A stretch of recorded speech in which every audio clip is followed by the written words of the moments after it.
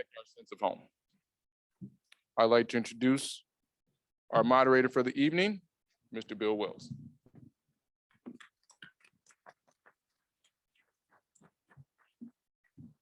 Thank you, Dre. Are we still on? Okay.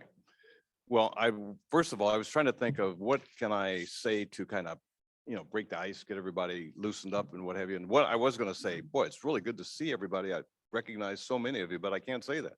I can't see half of you.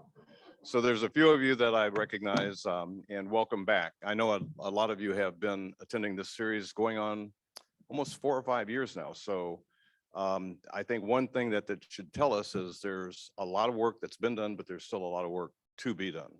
And the importance of having your voices in the conversation is quite high. And so when we do these forums, we don't ever come with the expectation or the intent to show that we have all the answers. In fact, what we do is we try to tee up the conversation. Some of our sessions have been pretty edgy, but that's okay. And some of them have been more straightforward. And one of the things that we rely on is input from you. So we don't just sit as a committee and try to dream up what topics do we need to explore. We actually ask for your input. There's a website that's available. You can go on the Hopkins website. You can get answers into the city. And or when we do these sessions, we always ask you for your comments, your remarks, your accolades, your criticism, whatever, because we can only be as good as the feedback that we get.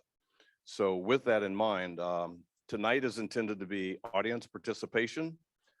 Despite the fact that we have a panel here, we have a panel of, I'll say, 3 subject matter experts in 3 diverse disciplines. We have the real estate, the housing, interactive type of person. We've got social advocacy, and I should mention their names, and I'll do that in a second.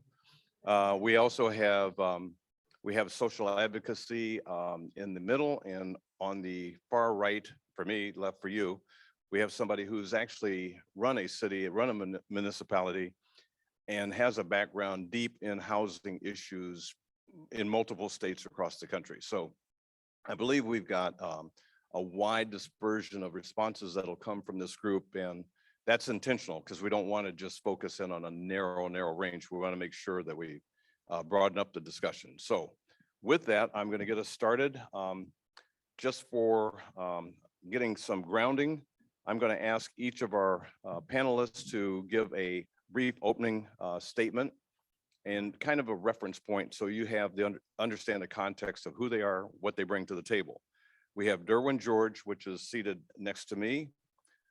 In the middle, we have, and I'm always going to hesitate and slow down on this one, Nalima Satati Munene. Is that close? Yeah. Okay, very good. All right, thank you. And then on the last, on the far right for me, again, is Kurt Bogany.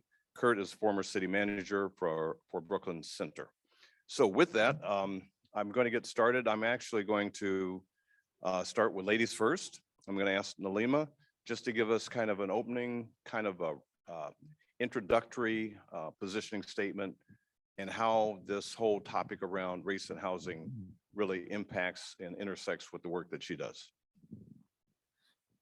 Thank you, Bill, and thank you everyone for tuning in and for coming out tonight. My name is Nalima Sitati Monene. I'm the Executive Director of ACER Inc. ACER is the African Career Education and Resources Inc. We're an issue-based organization, and our mission is to close the inequity gaps that exist within our communities.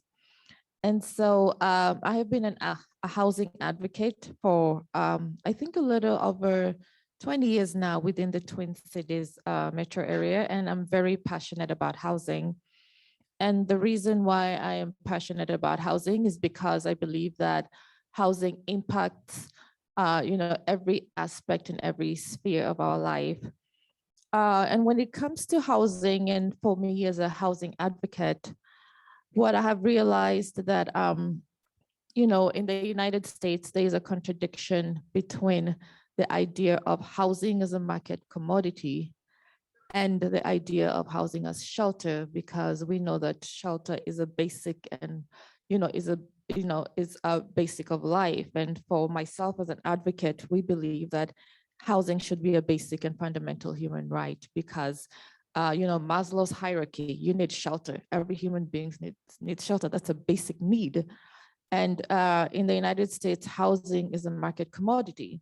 And so from the very beginning, there's this conversation about housing versus shelter, and also housing happens to be what is needed to provide shelter for people, which is a basic right. So from the very beginning, that puts those two ideas in conflict with one another.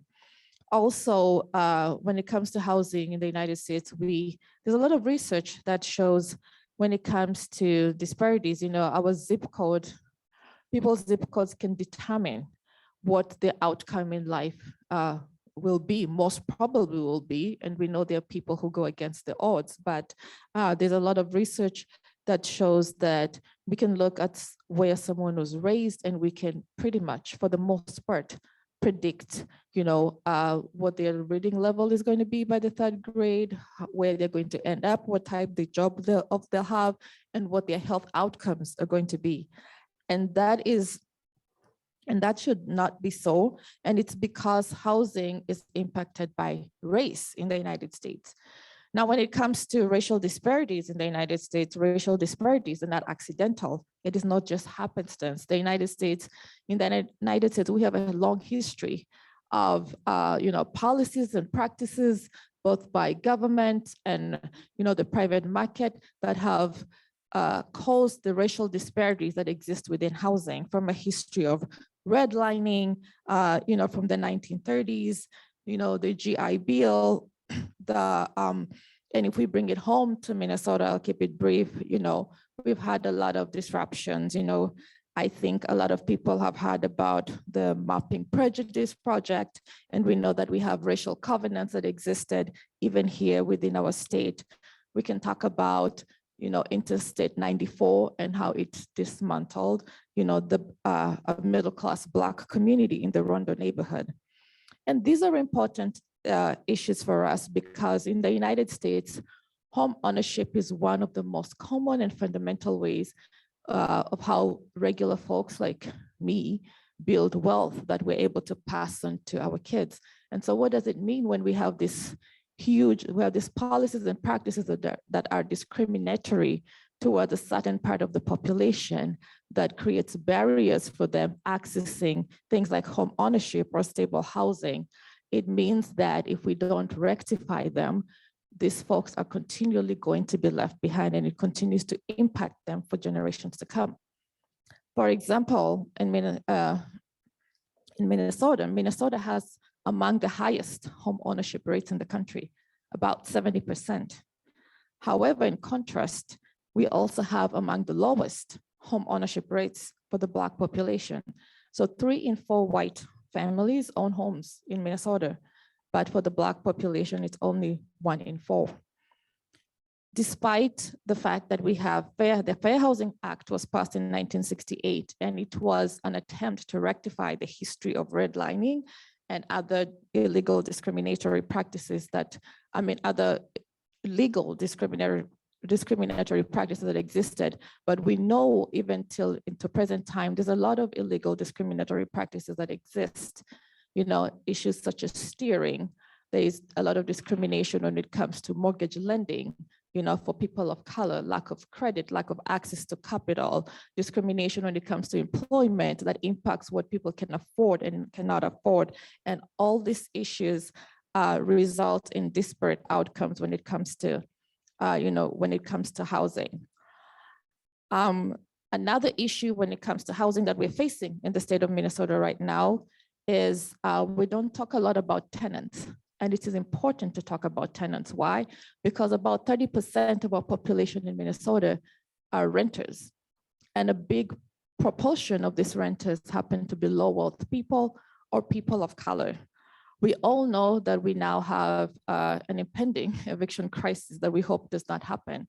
And we can talk a lot about COVID, but we all know that COVID is not the issue that caused that, that has caused this housing instability. We have had a lot of people in our state who have been who have had housing instability for a long time. What the COVID pandemic has done has definitely exacerbated these issues, but has put people in a very precarious situation.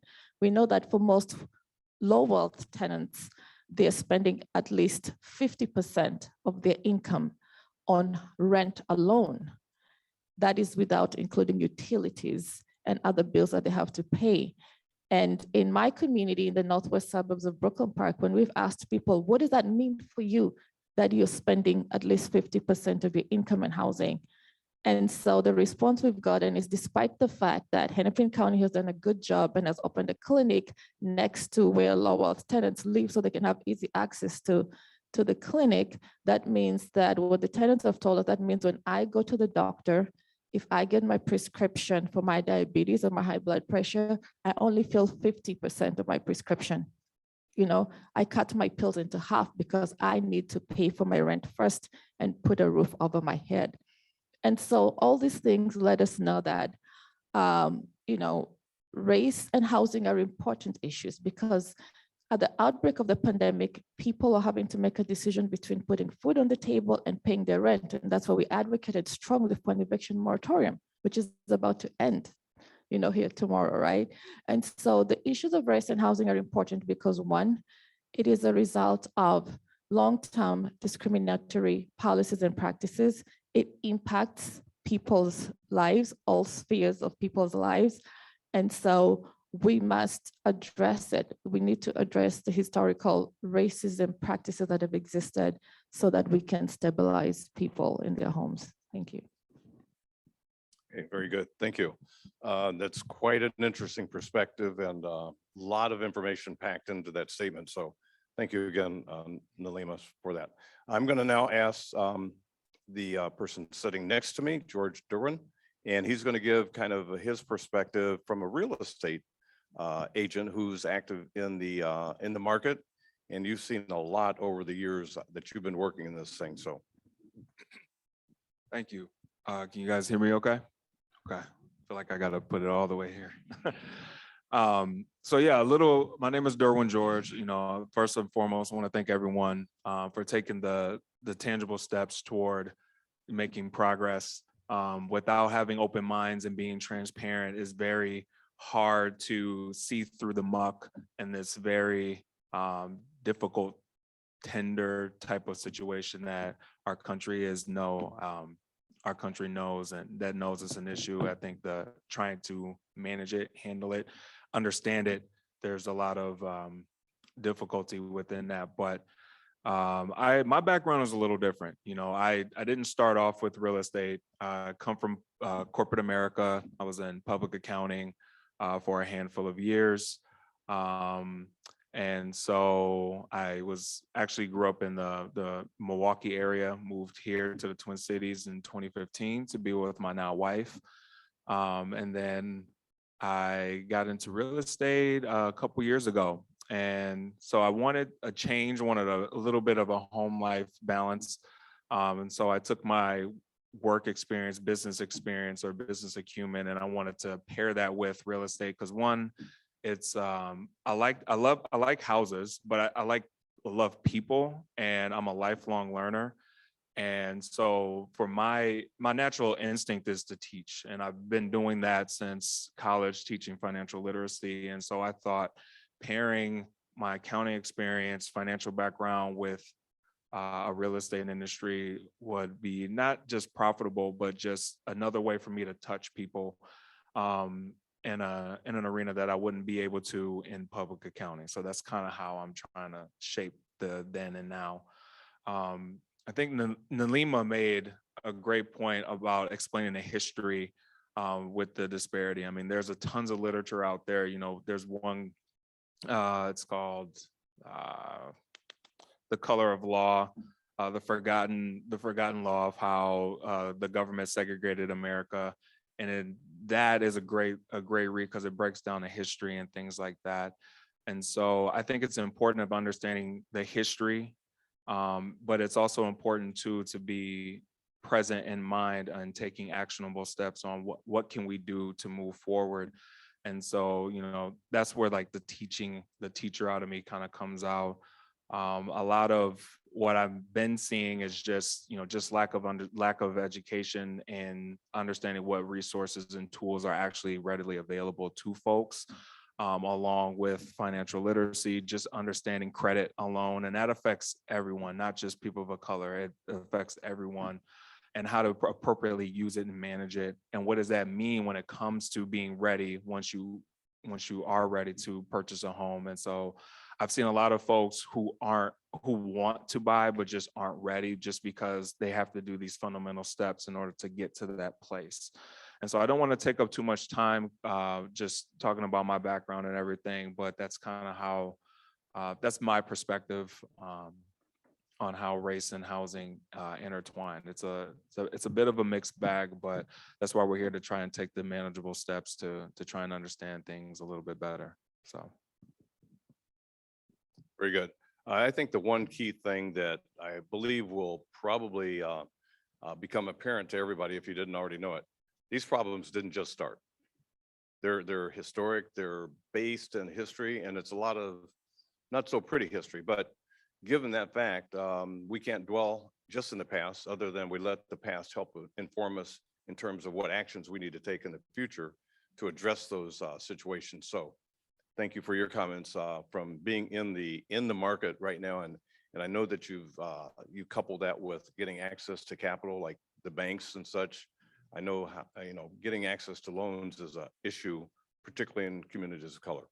So with that, Kurt Bogany is next up, and Kurt has, I'll call him Professor Bogany, because he's well-schooled and well-learned in these issues. And I don't say that lightly. I say that with all due respect.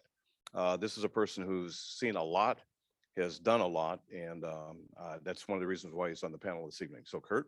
Thank you, Bill. Great to see everyone. Welcome. I'll try to be relatively brief, but I think it may be helpful if I tell a little story about my experience and what brought me into the field of city management, which I'm now retired after 40 years.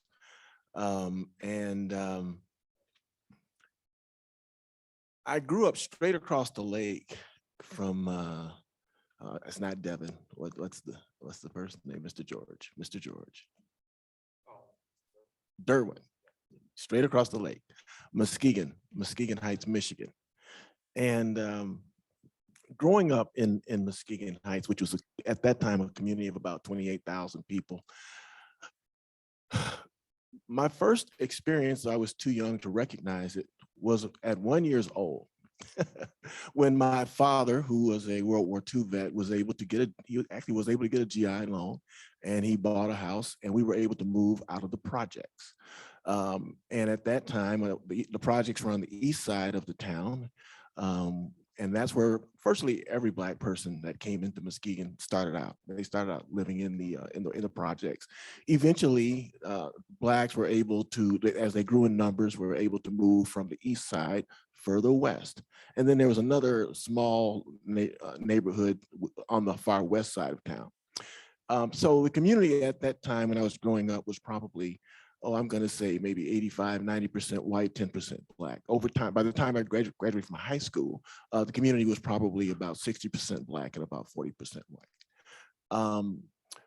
The reason that I bring that up is that there are a couple of things that happened as I was growing up that affected my decision to go into local government. The first one involved a situation where I woke up one day and my ice skating rink had disappeared. My ice skating rink was the gravel road in front of my house. And it seemed like I woke up one day and there were curbs and there was gutters, there was sidewalks, there was the storm drainage, which took all the water away so it didn't pond anymore. And I could walk to school in this new beautiful environment. Didn't know how that happened. When I was in high school, one day I was coming from band practice, and one of the cheerleaders had asked if I would give her a ride home. Now, she lived on the south side of town. There were no blacks living on the south side of town. Okay. And I gave her a ride on the south side of town. I was stopped by the police as I was driving her home.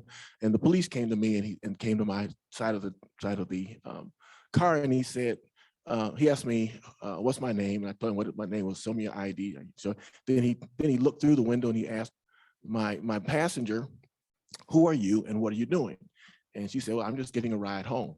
And he said, well, where do you live? She said, well, I'm just right around the corner. He said, well, I suggest that you get out of the car and you go home, which she did, and left me there with the police, and I got a ticket for making a right turn three blocks earlier without putting on my flasher. It wasn't until I got to college that I realized that Muskegon Heights had a city manager, and that the city manager was the person who put together the capital improvement program, which I might also say the city manager was probably part of the city council that put together the urban renewal program that got rid of all the houses on the west side.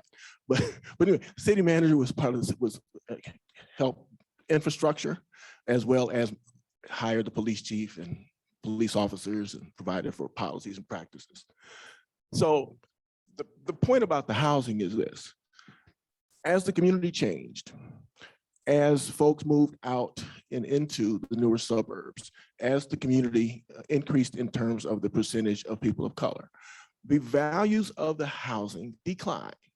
And I can honestly say that the house that my father bought in 1953, which my sister inherited, where my great nephews live, it's probably not worth a whole lot more than what my father paid for it in 1953. The vast majority of the single family homes are rental properties.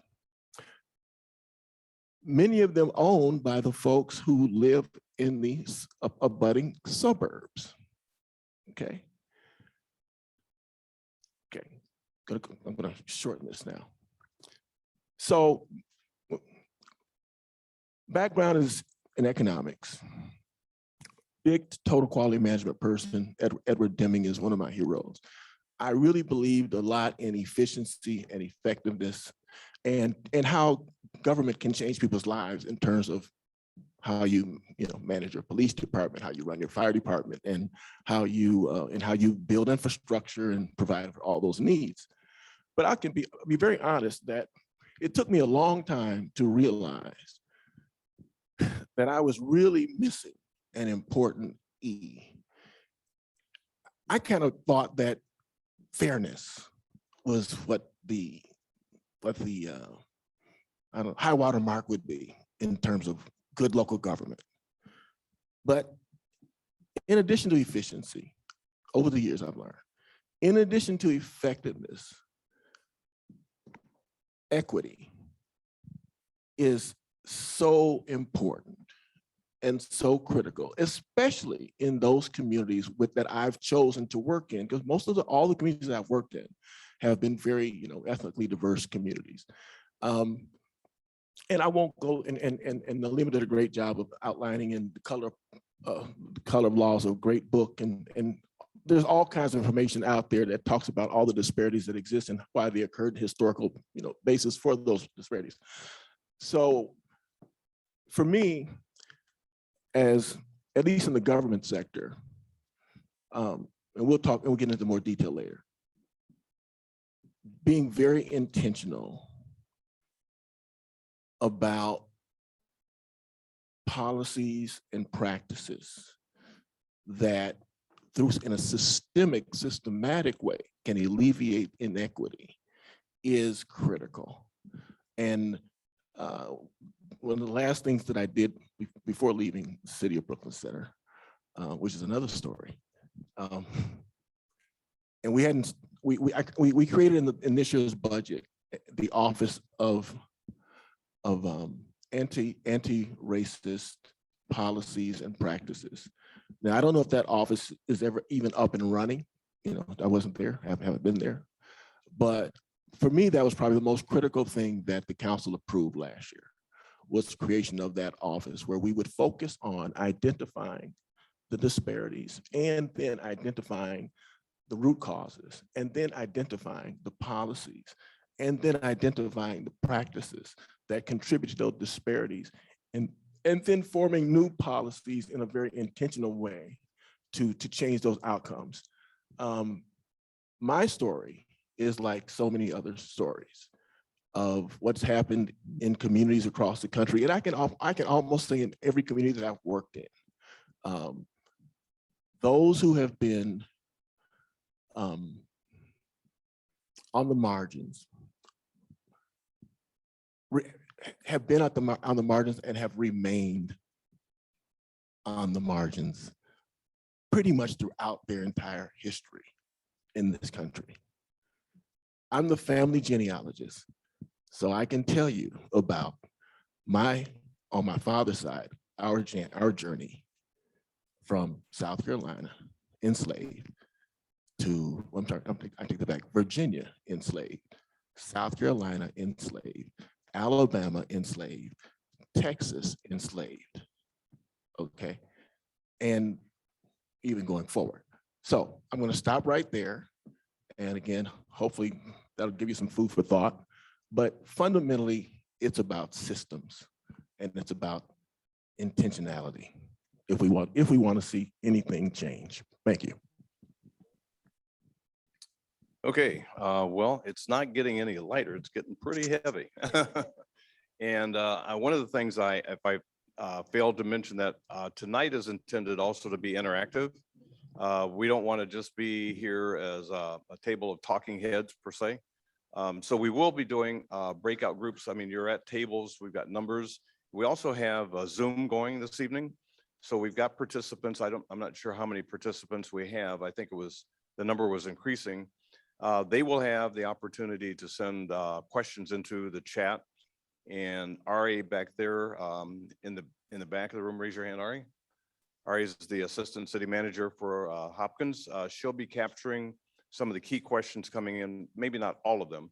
But I also want to make sure that while you're hearing these comments, you're thinking of questions that you'd like to ask too as you go into your breakout groups. I'm going to ask you several questions for you to discuss in your breakout groups. And then I'd ask that you have maybe a spokesperson. So when we do readouts from each table, we can get the high level thoughts that you've had. But anyway, again, I don't want us to think that this is just a night where we sit here and we present our views and such, and then the evening's over, because this is intended to be a conversation.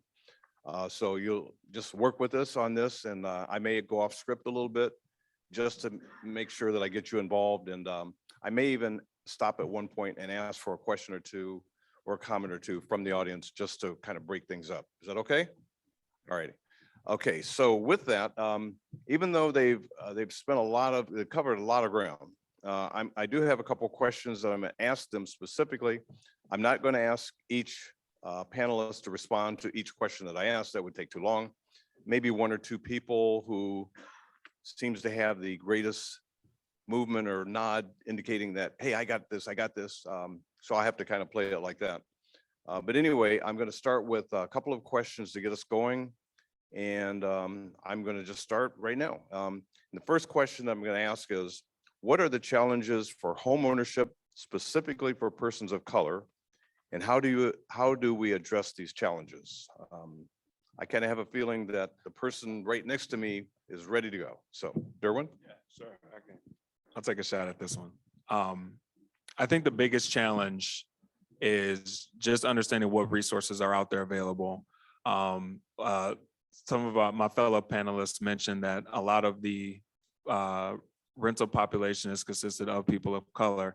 And so if you just basic human nature here, if you are surrounded by a group of folks that are in a similar situation as you, they don't know how to rent a home, they don't have credit, they don't know how to get credit, they don't know how to do these fundamental things that some of us are more privileged of knowing, including myself, then it's difficult to even know where to start. And I think that is the challenge, is that it's not that people don't want to own homes or want a better life or whatever it is that their current living situation is. I think a lot of us can relate to this when it comes to a life-changing transition, such as owning a home. It's difficult on knowing where to start. Who do I go to? We do have computers at the tips of our fingers, right? But still, Google can only go so far if you don't know what it is you actually are trying to look for and what types of questions to ask. And so for me personally, being able to get out there and speak to people, speak to young people, people who look like myself, people who don't look like myself, people who think like me, and this, that, and the other, I think it's helpful to just kind of break down and know that, hey, you don't need to have a ton of money to be able to get into a home. I'm learning this process myself. I'm a current homeowner, and I went the traditional route, right? My wife and I were fortunate enough to put 20% down on our home or 10% down on our home and go conventional. I also worked with individuals who are down payment assistance, but it took them a while to figure out where to get that information. And so, my steps in trying to bridge that understanding is working with lenders and try to learn as much as I can to make to take that information and make it palpable for people, so it's not so like Fannie Mae and FHA and all these fancy like words, right, that are foreign. Especially, I don't have a law background, but I have business, business law class. Like I took a class on that. So like in my experience, I'm used to reading these long, dreadful documents, but it's not fun for everyone to do that and take the time to read those things. Not only that, to understand it is a whole nother thing, So I think for me, it's just knowing what information is out there available and then trying to reach a medium so that you can touch enough people so that, hey, that fits my situation. Where can I learn more to get that? And I think that's one of the biggest hurdles of folks just trying to take the first step in understanding where the resources are. Anyone else, or we want to keep going? I'm gonna throw this out to the audience. Just thinking about it, what do you think some of the loopholes are? What are some of the pitfalls of people of color attempting to access into home ownership, and all the way from finding the right neighborhood to getting a loan? What are anybody have any thoughts about that you want to express for the open group? I realize most people don't like to speak in front of a large group, so maybe you want to reserve that for your breakout table. But I'm just curious. First of all, did what Derwin say resonate with you folks? Okay, have you heard it before? Yep, it's happening. It's happening. Access to capital is something that continues to plague communities of color, whether it's for housing, business loans, starting small businesses, you name it. And it's a very real thing. So I appreciate your comment and your perspective. If we will, because I'm going to also watch the clock because I want to make sure. Yeah, sorry. You'll probably have to unmask for us to be able to.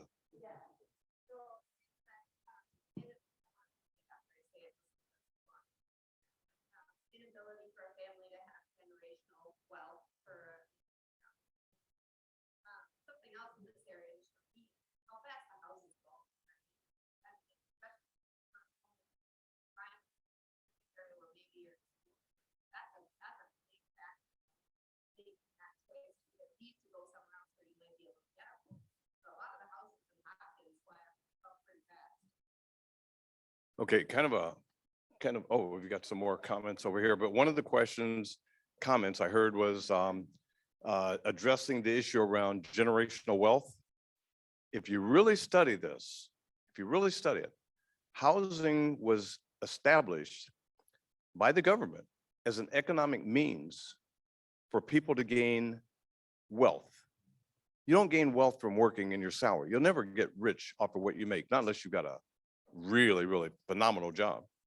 But basically, and what happens is, and there's some documentation, we've studied this in the Hopkins Race and Equity Initiative, and RA maybe one of these times we'll get some of those links for some of those things. Some of the stuff, you can just Google it. That's a beauty. You don't have to worry about going to the library. You can Google it, you do a YouTube. But essentially it sets it up and it shows systematically how a family will buy into a home wait 4 to 5, 6, 7 years.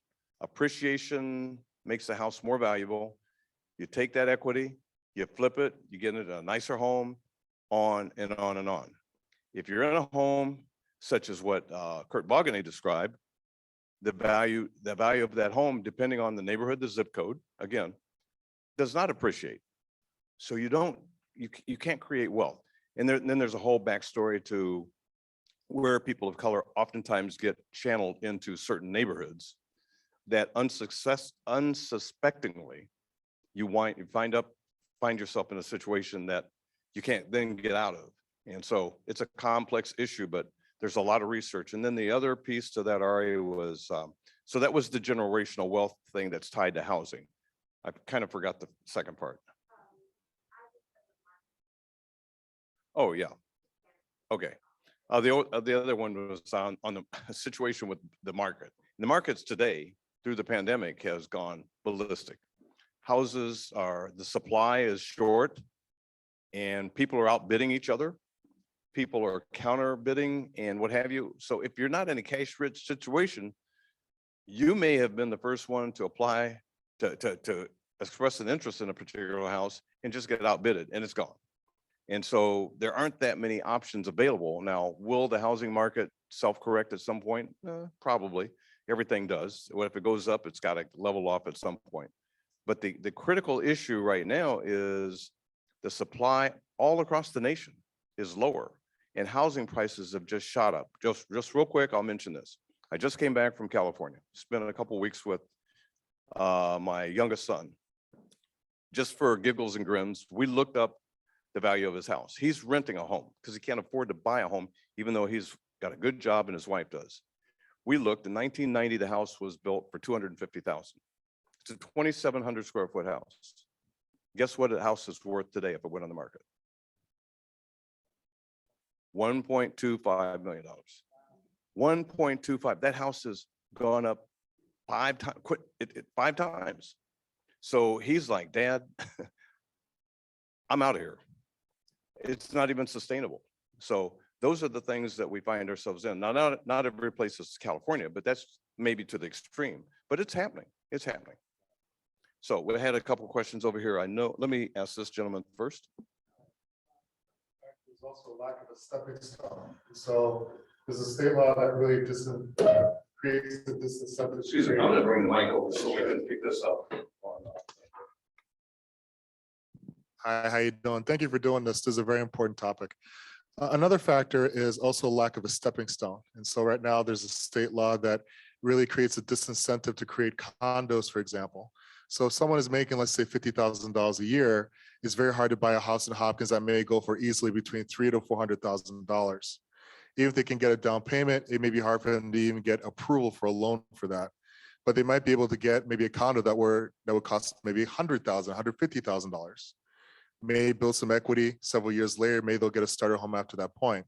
It seems like there's very much a lack of a stepping stone. It's either that you are renting and not building equity, or you have to buy this single family home, and the values have increased significantly the last 5 to 6 years.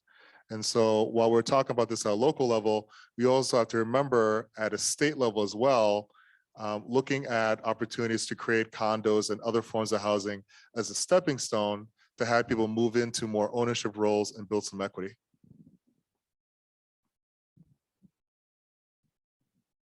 Yeah, thank you. And Mr. George just spoke eloquently about the importance of having resources and education and so forth and getting the word out on things that are available to get people into homes. I think equally important is education and resources around the responsibility and cost of home ownership. It isn't a matter of just getting into the home. Homes are very expensive to maintain, and it's really important that those homes be kept up, or you slide and you fall behind and they're not maintained properly, and then you are losing value. I think we need to find ways to educate more people about the responsibility and the cost that comes along with home ownership. There are programs out there, but again, it's a matter of access and people understanding that these resources to help you learn how to be a homeowner. You don't just walk in and know what to do and how to do it. So I think that's also really important part of home ownership. Thanks, Molly. Okay, so we're going to keep moving. Thank you for that. So again, just keep thinking. Now I'm watching the clock. This is not going to be a marathon this evening. So we're going to want to get a couple more things going, and maybe we'll start to break into the into the breakout tables, because I think it would be good to get some conversation going among yourselves. So with that, okay, the next question is, and this is really going to touch into, I think when we had the opening remarks from Dre, he also mentioned that this is focused really heavily on Hopkins, but I would suggest to you that it's Hopkins and beyond. Hopkins is kind of maybe the epicenter of what we're talking about right now, but right next door is St. Louis Park, Minnetonka. Some of you may be from those neighborhoods. I see some other friends here that I know don't live in this immediate neighborhood. I believe Bloomington's here. So this is not a Hopkins-centric question. It has a certain impact to Hopkins. So I want to make sure that everybody understands that this kind of conversation is supposed to be broad and covers a wide range. So next question is then, what can be done by a city to address this situation? What cannot be done by a city? And that kind of sounds like a Kurt Bogany question to me. I've got 3 pages of notes. I'm going to condense them down to a couple of sentences. I think there are 4 issues that have to be considered. The legal question, what can a city legally do? The short answer is, if it's a statutory city, it can only legally do those things that by state law, those things that have been authorized by state law. Cities are the creation of the state. And so statutory cities can only operate in those arenas where the state has specifically authorized them to do so. If it's a home rule charter city, it can do whatever is identified and approved in its charter, as long as it is not incompatible with state law, or if that authority has not been usurped by the state. Specifically as relates to housing, I think it's chapter 469 of the Minnesota statutes that allows for the creation of a housing redevelopment authority. And a housing redevelopment authority has specific purposes as it relates to providing housing. Basically, it allows a city to create an authority that can help to provide for, to help to create affordable housing within its jurisdiction,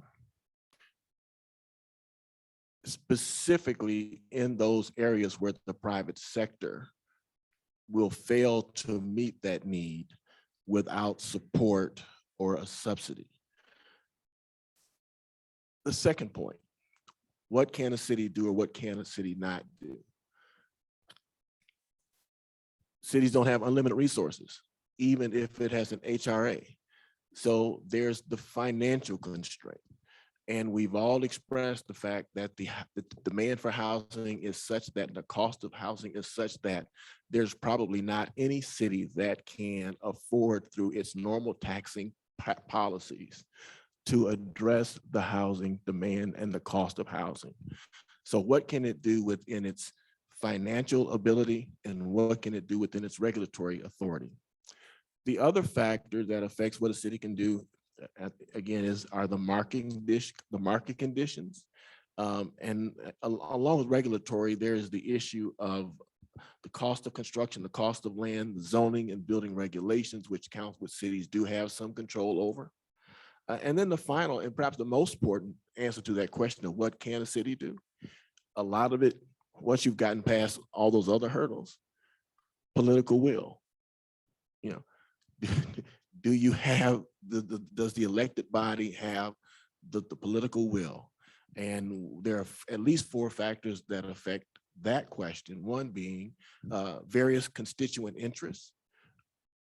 activists, advocates, and is it politically feasible? That is, can you get your city council, if they can they reach agreement?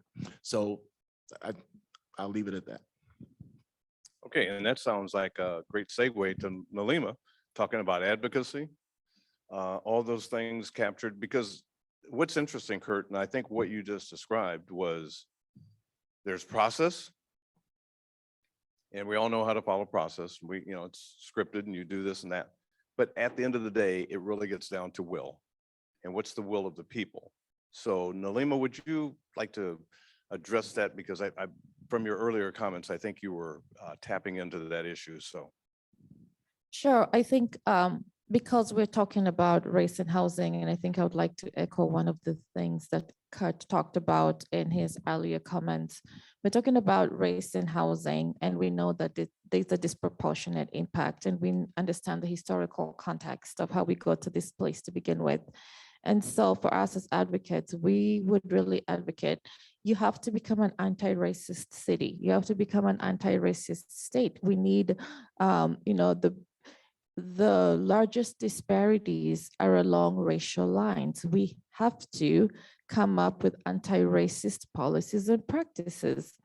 I consider myself an anti-racist activist, and people ask me all the time, do you really think we can eliminate racism? Of course, racism was manufactured. It is something that was created. And so that is why we talk about dismantling racism, because it is something that was created. And so we believe it can be dismantled, or else, we would not be doing this work. And so the fundamental principle is to come up with anti-racist policies so that we can combat the racist policies and practices, that existed. And then, resources is always, a big deal. The Fair Housing Act was passed in 1968, in 2018, there was a look back at fair housing, and see, has it really worked, and et cetera. And I think we can count and see how much, how much resources have been pulled away from investing,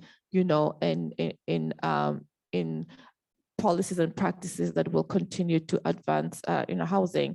We need to invest in affordable housing, and not just affordable housing. For us, as personally, we talk about making housing affordable, because affordable housing could mean a lot of things to other people. How do we make, when we talk about how do we make housing affordable for all people, then that incorporates a lot of things. One of the things we never talk about is the stagnated wages, right? The wages, just the wage inequality in the United States is a big issue that we not talk about. The other thing I want to talk, people like to talk about a housing shortage. I'm originally from Nairobi, Kenya. We have a housing shortage in Nairobi. Why? Because in Nairobi, if you want to build a house today, before you even put a shovel on the ground, all the houses will be gone. There's a shortage of housing. We don't have a shortage of housing in the United States. We have a lot of vacant housing, and we have a lot of people who are unhoused, right? So we have an inequality problem. We have an inequality problem in the United States. I was reading a report the other day that says Minnesota has the largest housing shortage right now in the country. We don't. There are a lot of vacant luxury apartments in this state, and there's still more being built. Every time you drive on the freeway, there are tons of luxury. We're going to build some luxury apartments in Hopkins. There are tons of luxury apartments being built, and they're vacant. They are not being filled, and we have a lot of unhoused people. So we don't have a housing shortage. We have a huge inequality problem in the United States that is continually growing. And so those are the issues that we need, those are the issues that we need to address, and those are the issues that we need to confront. Very well put. Do I have any comments or questions? Anyone wanting to piggyback on what you just heard, or we're going to move on? And then, yes, sir.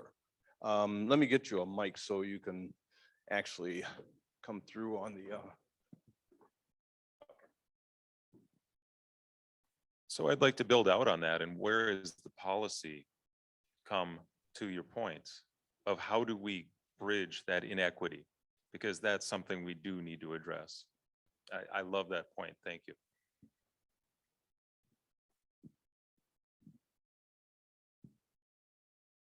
Anybody? I'm going to take the question, then we'll get a response, and then we'll keep moving. So we'll get to you. Kurt, you probably. Or who is going to address her? Go ahead, go ahead.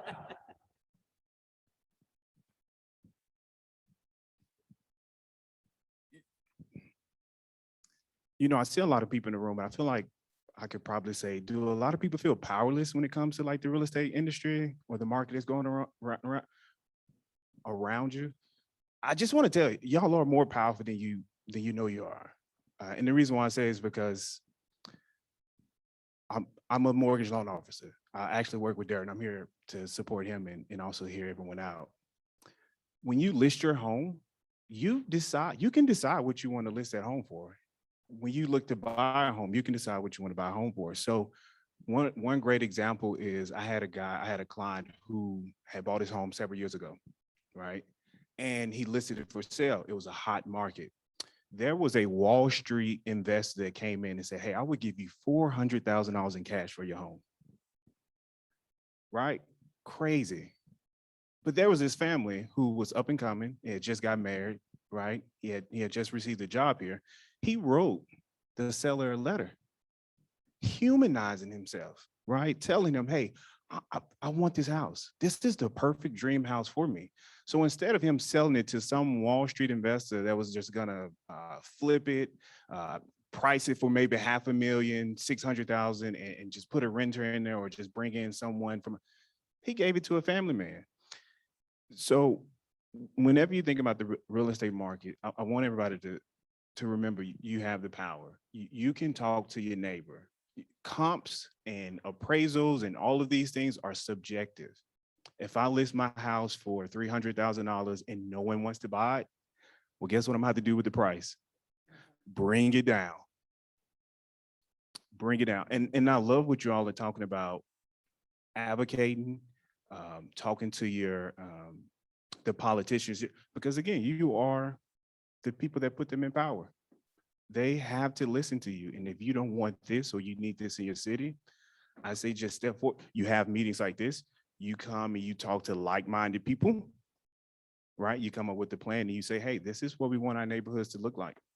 So I just wanted to just say that comment because again, I see so many people probably feel or look a little hopeless about the real estate market, but I just wanted to let you all know you have a lot more power. I've seen it.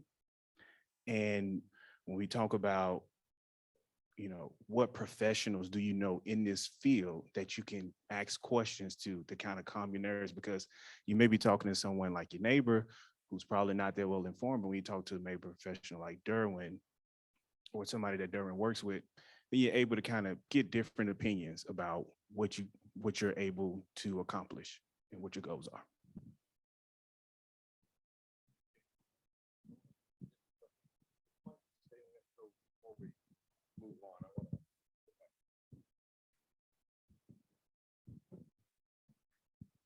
Yeah, so to your point though about equity in housing and the lack, it's not a lack of inventory, it's a lack of equity. Where does government step in to that conversation? Because that's something I think this panel is well suited to address, but I'm interested in it. I don't know the answer. I'll respond by saying I don't know the answer either. Because if this is a simple problem to fix, it would have been fixed, right? It does go back to something that Nalima said earlier and to what the gentleman a moment ago just referred to, and that is the fact that housing in America is perceived or is in fact considered to be a market commodity,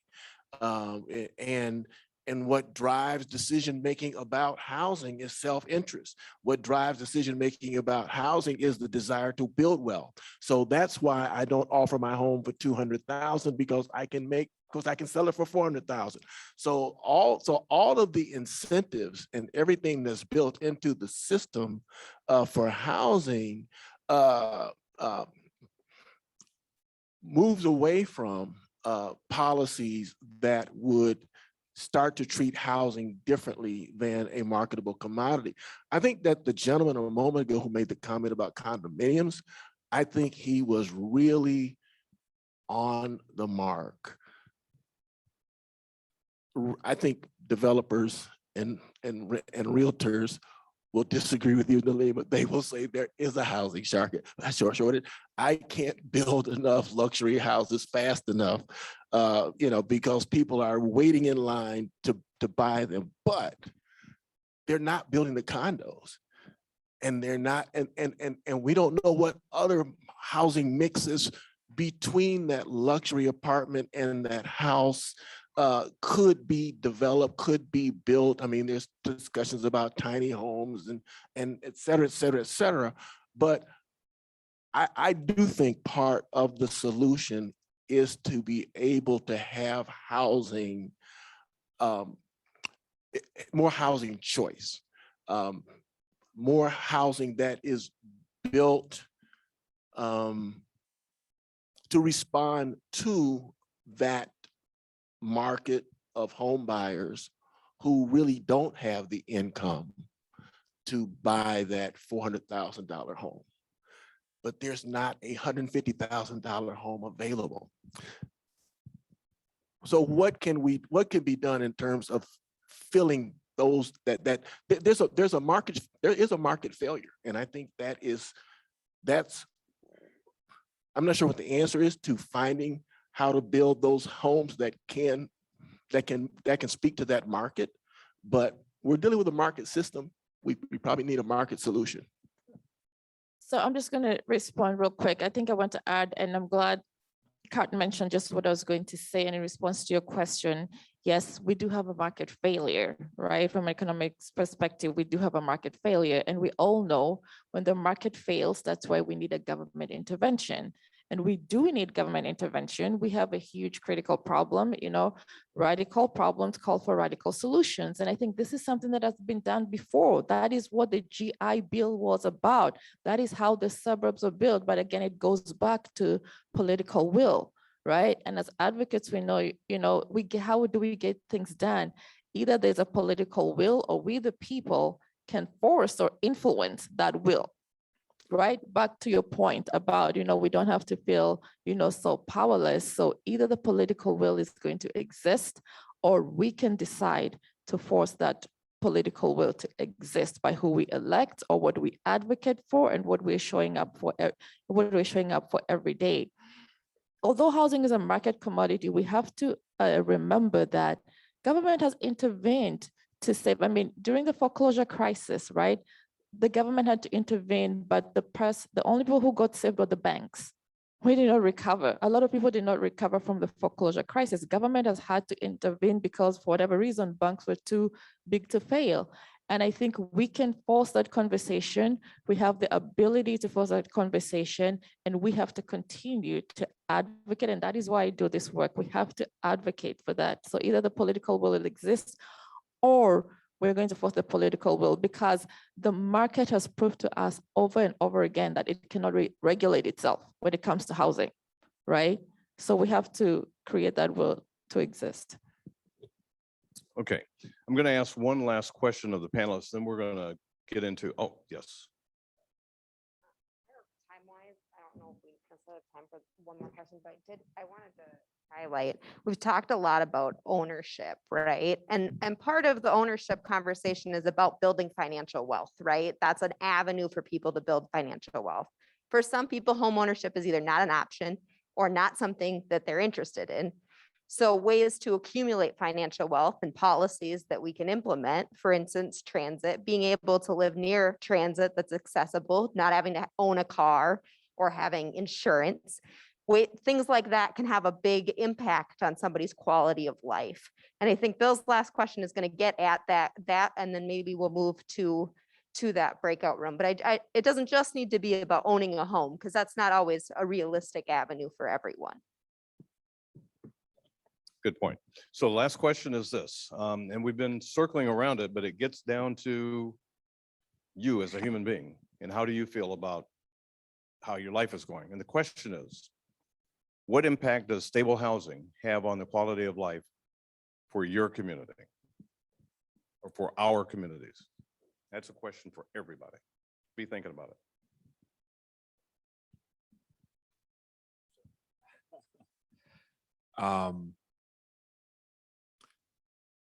I think by and large, it affects us more than we realize. I think, especially I'll speak to myself because I don't want to project, but for me, my home is my nucleus. It's where I build values. It's how I discuss with my wife how we want to raise our child, how we want to be perceived outside of the home. You hear this notion, treat others the way you want to be treated, and we treat each other with respect and things like that. And we develop these stigmas, thoughts, whatever, and they all develop in the home.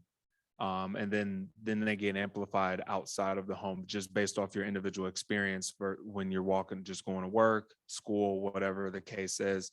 And I guess the point that I'm trying to make is that it's how we see each other and view each other. It all starts in the home, whether it's whether you are renting or whether you are a homeowner. It's how we view each other. It's the euphemisms that we use when describing a good neighborhood or a bad area, and just how we diagnose each other when we see one another without taking the steps to actually get to know thy neighbor. I think part of having a stable home is not just having these ideals, but it's also taking actionable steps, when you see things that are wrong, when you hear things that are wrong, or that are inappropriate or racially infused, putting yourself out there to do the right thing and say the things that need to be said. And I think there's a lot of, when it comes to being accountable when those things happen, and I'm kind of touching on not just housing, but things outside of it, because it all comes together in your household on how we view one another. And so I think by and large, it's stable housing. We can take this, a myriad of ways, but I think it's how we see ourselves and how we view our neighbors, and what do we need to do to change the outlooks that we are looking for. And not just saying these things just to say these things, and actually start doing and taking action on, being there to support one another. And I thought, hopefully, I guess a good example is like 9/11, how the country bonded and bound together. And then it didn't matter whether you were renting, whether you were a homeowner, whether you were black or white or whatever, we came together. And I think COVID, on the outside, I thought that was going to be a similar experience on how we're going to come together. And I'm not saying with masks or no masks, but I'm saying how there's the divide just seems to get wider instead of bringing us closer. And I think it comes with how we view ourselves from the home on what step can I take to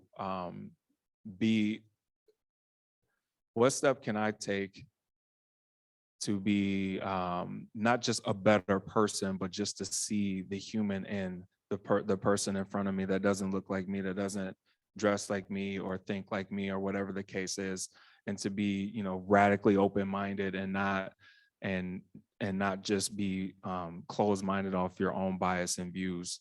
And so I think all of that stuff starts with the home, and then take the steps necessary to branch out and do what's necessary, which is just to go out there and actually do something. So sorry if I ran on and rambled, but yeah, that's my 2 cents there. I know we could keep this conversation going on for some time, but I'm watching the clock. So what I'm going to ask now is, because we're seated at tables, this is a time for me. I'm going to walk through a couple of questions, and I don't know if, you don't have them written down, but are they written down? Everybody has them? Okay. They're on there? Perfect. Okay. So here the first question is, and this one's going to be real easy. And that question is, what did you hear tonight that resonated with you? Okay. It's just, how did you align or tap into this conversation? The second question is, what is the racial composition of your neighborhood? And what is the impact of that composition, the demographic? You got that? Okay. The last question, what advantages or disadvantages has your housing situation had on your family? So we'll take about 10 minutes roughly. And so have at it, and I'll give you a time countdown when you've got about 2 minutes left. So we can go now, and then we'll start readouts with each of the tables. Okay.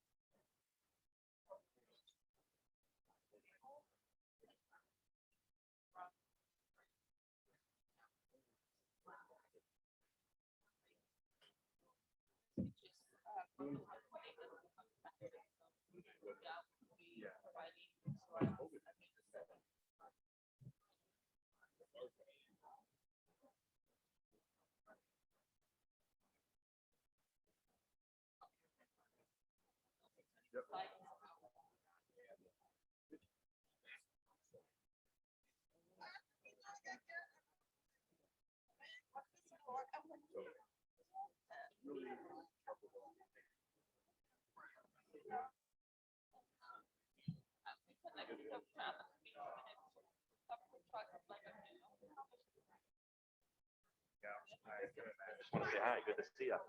Good job in Duluth, by the way. Good job in Duluth. Yeah. Yeah. Good answers tonight, too. I'm glad you didn't tell them that the solution for the equity thing or the city give more tip. Yeah, good to see you. Yep.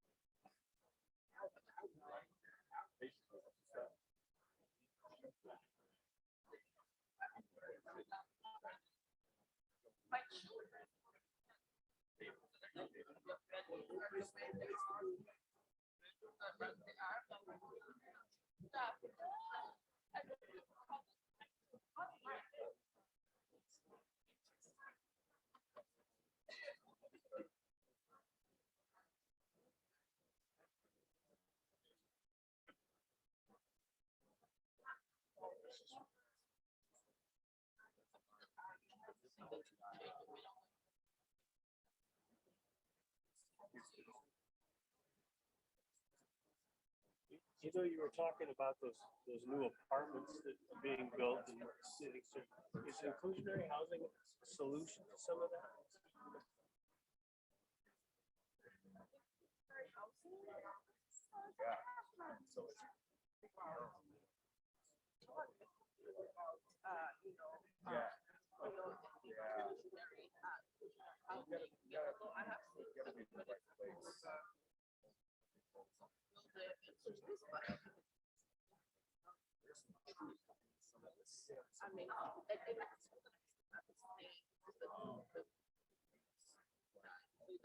Right.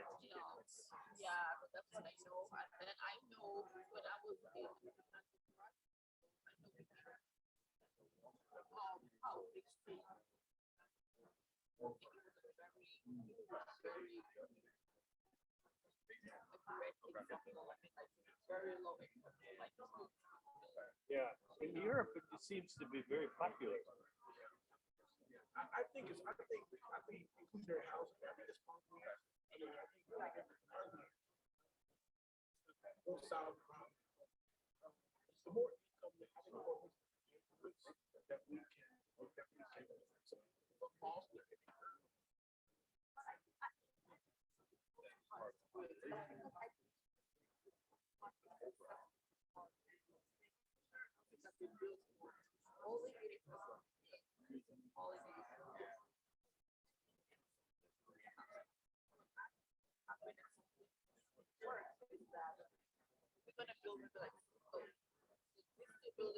Yes.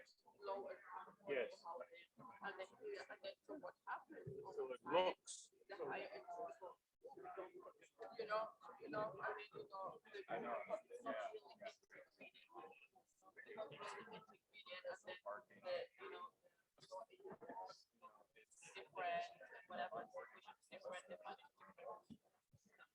Okay, we got 2 minutes.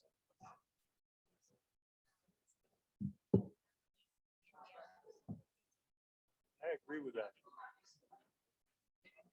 And I think also at AMI, so you come in and say, you want those people to be at this income level. You don't want them to figure out a way to get into that.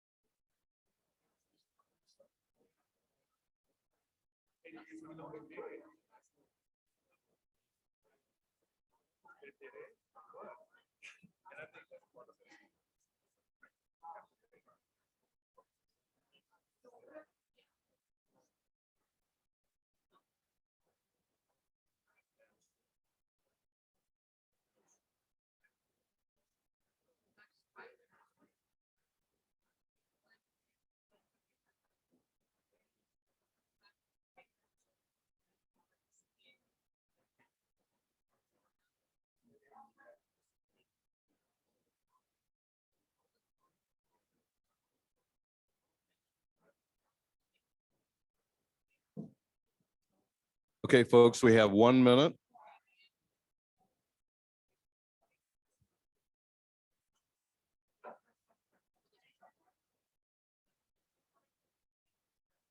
What we're experiencing is the big time investors come in. And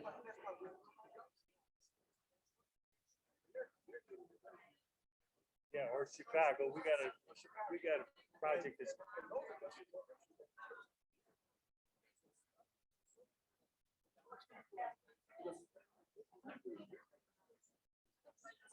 No.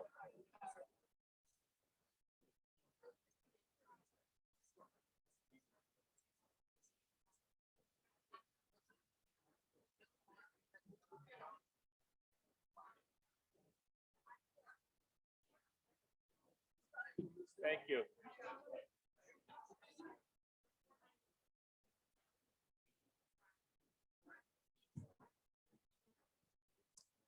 Okay, folks, I'd like to bring everybody back together.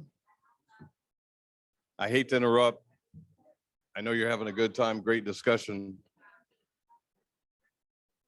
So let's see here. I'm trying to get people to listen to what I'm saying and they're ignoring me. Yeah, right. Okay. Well, I'll let you folks police them. You tell your neighbor to be quiet. Okay, so seriously, I'd like to, before we get too much further into the evening, I'd like to just go around and start hearing some readouts from the table. Now, I presume each table had a spokesperson. Not all 5 or 6 of you stand up and talk. And so anyway, I'm going to, this table to my far left. Okay, did I hear Heidi? Okay, Heidi, you want to stand and I'm going to actually pass the mic so we can all hear what Heidi has to say, and then Heidi's going to pass the mic over to the next one. Sure, yeah, absolutely. One of the things we discussed kind of branched off of Nalima's point, just being an advocate and an activist to make these issues known. Because it really takes people and like firepower to make sure that these anti-racist things are happening. Another thing we spoke to was the housing market. I described a little bit about my experience. I was a renter for 20 years, 6 of those here in Hopkins, and I only bought my house 2 months ago, and it took me 2 years to get there. Thank you. My husband and I had to like build our credit, and it took us, it was a really long journey, and it took us a long time to figure out how to connect those pieces and how to find the mortgage lender and how to find the realtor. And it was a really strenuous process. It took us probably 20 bids on houses. And yeah, the one that we're in now, it wasn't even like we love this house. It was hey, we really like this house and it could be a home. And we did our bid a completely different way. And suddenly we had a house. So, but yeah, so our table basically spent our time talking about advocacy and the housing market situation and how hard it is for people out there to get housing.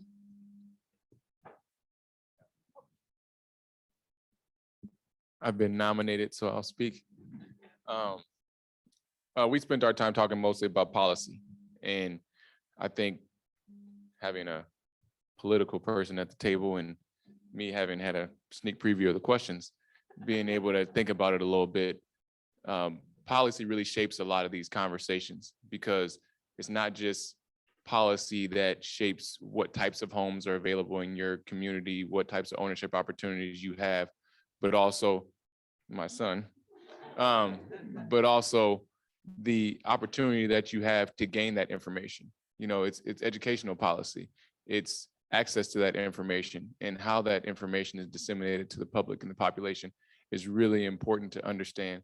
So we spent most of our time talking about the different things that a municipality can do to create more diverse ownership opportunities, or even empowering the rental community, because Hopkins in our 4 square miles is a majority rental community.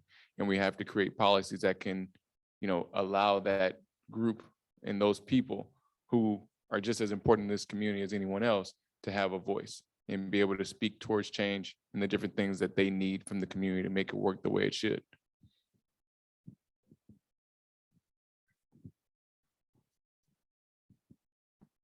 Okay, so our group, the things that resonated with us was just a point that Nalima made about luxury apartments sitting vacant, and Kurt questioned if that's true or not, which I want to mention. I thought it was an interesting point of discussion. Maybe we come back to later, but we had a good conversation about that.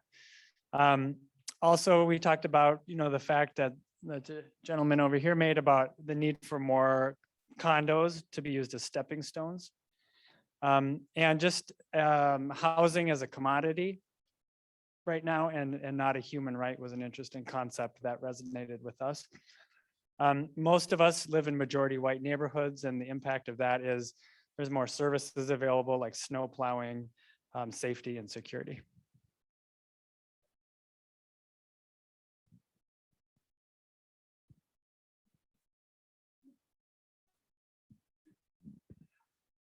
So we talked about a couple different pieces. One was one of the things that resonated with one of the members of the table was this idea of selling your house, not for the financial value, but based upon your personal values and how that might play out within their congregation and that conversation.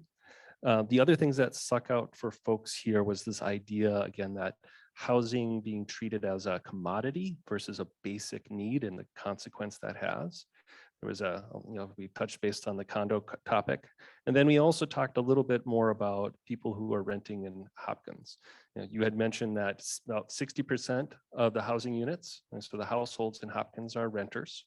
And in Hopkins, 40% of people are people of color. And at one of the meetings recently I attended, it was about 90% of those people of color live in rental property. So when we are not centering what's happening to those rental properties, and we're not thinking through how do we protect that affordability, we put 90% of people of color who live in the city of Hopkins at great risk. So I just really want to emphasize that point that we need to be really intentional and creative. And I hope, as our city government, along with community members, can find ways to develop those policies in a proactive way to make sure there's an equitable outcome for everyone in our city.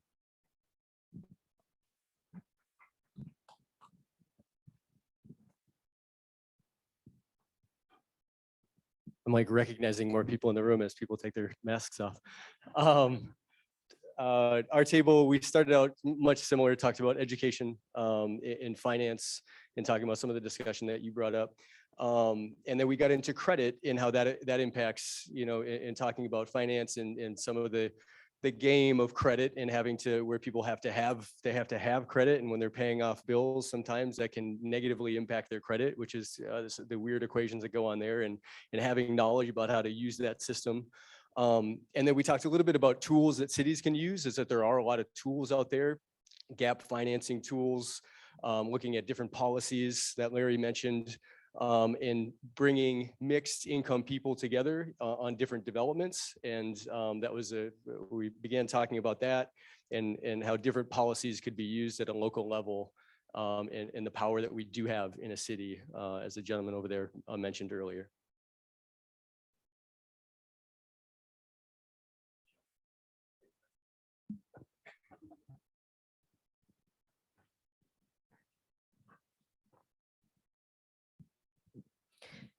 We talked again about the whole idea of the commodity versus shelter was a big thing that resonated with us. And then we did talk too on what Larry was saying with 90% of the people of color in Hopkins live in rental homes.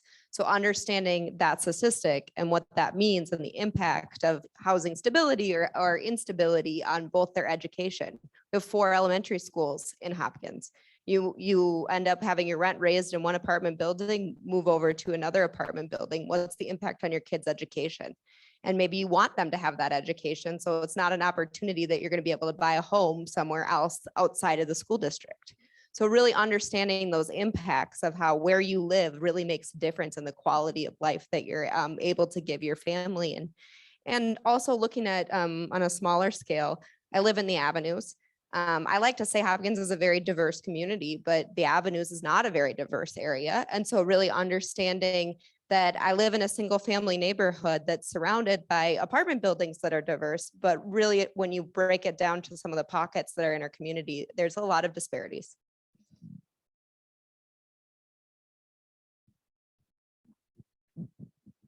Yes, we basically talked about the housing disparity problem in Minnesota.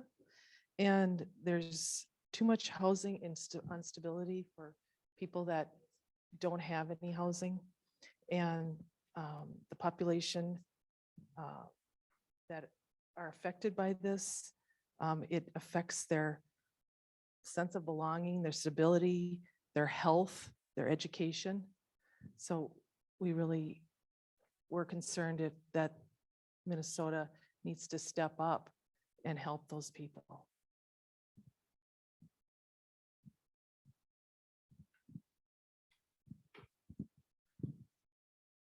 What we really spent a lot of time focusing on this table was really taking the discussion that we've heard, but really trying to focus what are the solutions.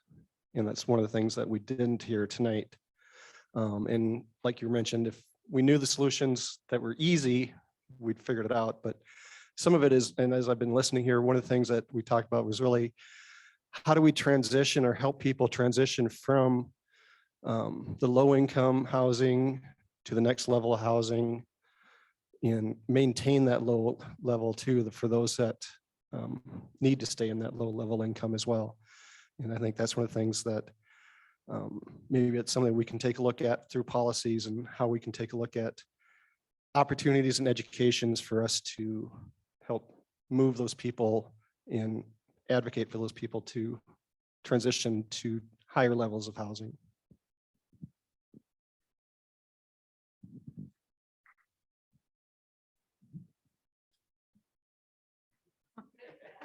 I guess I'm talking. Well, at our table, we mostly talked about how one of the people at the table has been very interested in getting a house and is currently a renter and is having such difficulty finding anything in their price range. And once it's there, once they go to look at something, it's gone with a cash offer. And so I guess that's what we spoke about, was the difficulty of actually finding housing to purchase that's within a reasonable amount.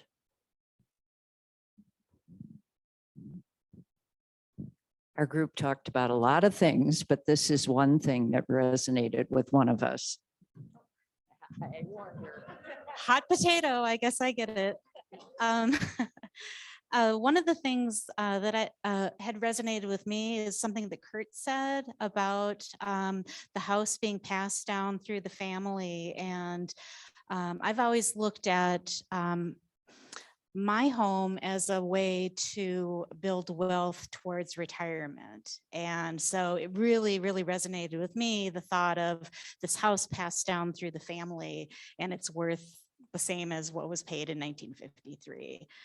So that really resonated. And I just wanted to also share something that one of the participants at our table had said, and she and her husband and family have rented the same townhouse for 18 years and wanting to provide stability for their son so he can stay in the same school and have the same house. And she mentioned that her husband commutes 2 hours each way for a job in order for them to stay in this house. Anything else?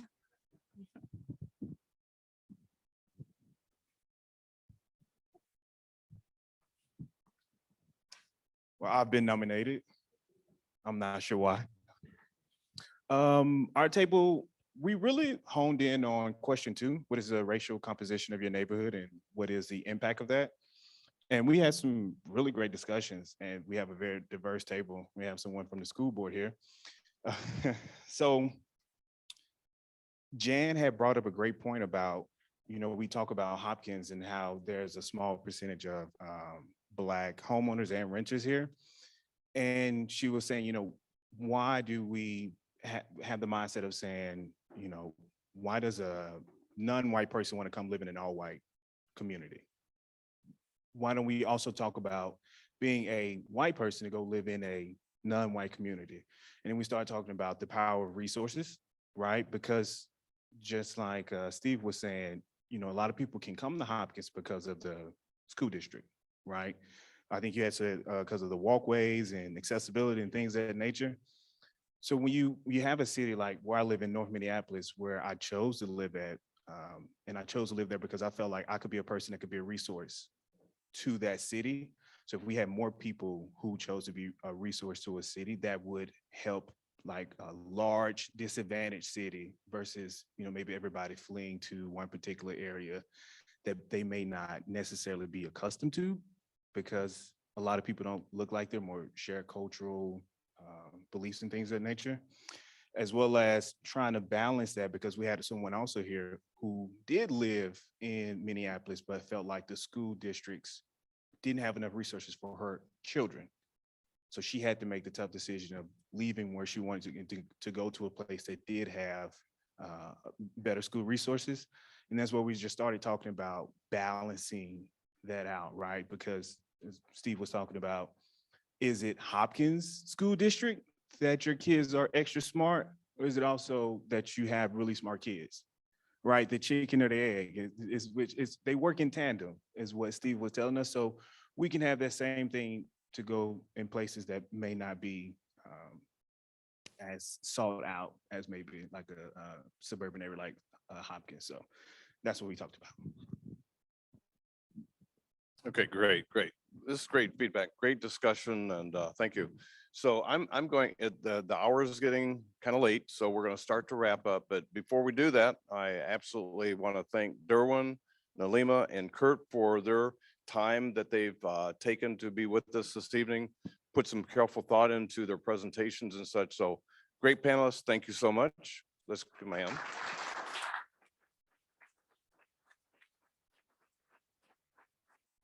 But you've also been a great audience. So a lot of interaction this evening. So you give yourself a hand. You don't give yourself much praise. So I mean, but seriously, I was thinking about a number of things, and I'll wrap up real quick before we have some closing comments from Dre. The gentleman over at the table over there spoke to something that really resonated with me, and that was, he said, the power is in this room. And we've all heard that phrase, you're either a part of the solution, you're a part of the problem. And Nalima focused in a lot on advocacy. Advocacy starts right here. It starts right here. Now, granted, that comes from learning and education and awareness, because we unpacked a lot in an hour and a half, a lot. Nalima took us down like a historical trail that really deserves hours and hours of investigation and understanding. And unfortunately, these things, as Derwin was saying to me, we don't get taught this stuff in school. They don't teach this to us at all. You don't even get it in college. And sadly, for a lot of people, you don't learn it ever, but you learn the hard reality. And the hard reality is you get excluded. And to Nalima's point is equity does not exist. Now, this is not about blaming and shaming. It's about the reality. And the reality is taking control of our communities and doing something about it for the betterment of everyone. And that old saying, oh, all boats rise. That's the way it should be. So with that, before I get too editorial and go off in a whole nother tangent, I'd just like to say thank you so much for being here. I've been with HREI now for 5-6 years, however long we've existed, and it's been a fantastic journey, but we still have a lot of work to do. And I just want to thank you all again for being here this evening, and I'm going to turn it over to Dre for closing remarks. Thank you, Bill. And just one more round of applause for our panel. Thank you all.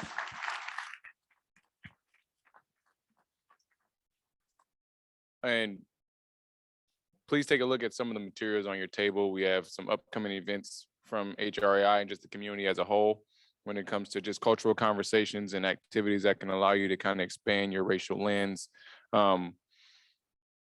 Next event is actually Monday, October 25th. We're having a diversity and inclusion networking event at LTD Brewery. 20% of the proceeds will go to support Black Men Teach, which is an organization that does some phenomenal work in the community and in our schools. But to close, I would say, please don't let this conversation stop here when our time ends, right? So it's really important that you continue to do this work in the community, with your neighbors, with your coworkers, with your friends.